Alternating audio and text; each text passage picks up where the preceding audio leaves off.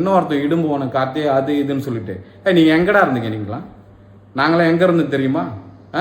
நாங்களாம் வந்து பல ஆண்டுகள்லாம் பிறப்பிலே எங்களுக்கெல்லாம் வந்து கட்சிலாம் ஊறிச்சு, இந்த சமுதாயம் ஊறிச்சு. இந்த சமுதாய மக்களுக்காக நாங்களாம் பள்ளிக்கூடம் படிக்கிறதுலேருந்து முழுக்க முழுக்க சமூக சேவையில் இருக்கோம். நீங்களாம் எங்கே தான் இருந்தீங்கன்னு தெரியல, நீங்கள் எந்த போராட்டத்தில் கலந்தீங்கன்னு தெரியல.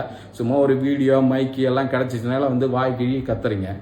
இதை கத்துறீங்களே, ஒரு நியாயத்தை கற்றுங்க. இந்த மக்கள் எவ்வளோ பிரச்சனை சந்திக்கிறாங்க அதை பற்றி பேசுங்க. இந்த சீமான் இருக்கிறாரு, சீமான், அதை பற்றி அந்த அம்மா பொழுதிக்கும் கத்தி கிடக்குது.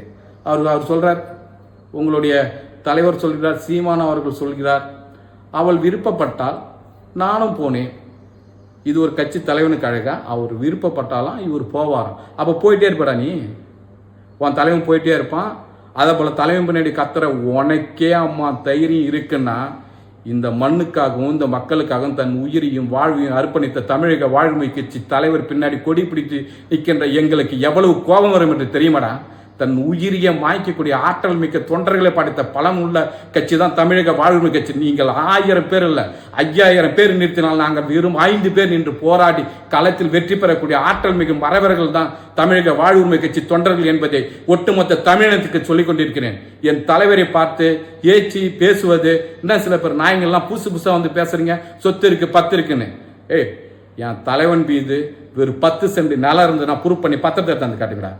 தன்னுடைய தந்தை வழி சொத்தை தவிர்த்து என் தலைவன் மீது ஏதாவது ஒரு 10 சென்ட் சொத்து பத்திரம் என் தலைவர் மீது தன் வாழ்நாளில் இருக்கின்றாலோ, இனி வரும் காலங்களில் கூட என் தலைவர் மீது எந்த பத்திரமும் பதிவாகடா. தன்னுடைய கொள்கையா நினைத்து வாழ்ந்துகிட்டு இருக்க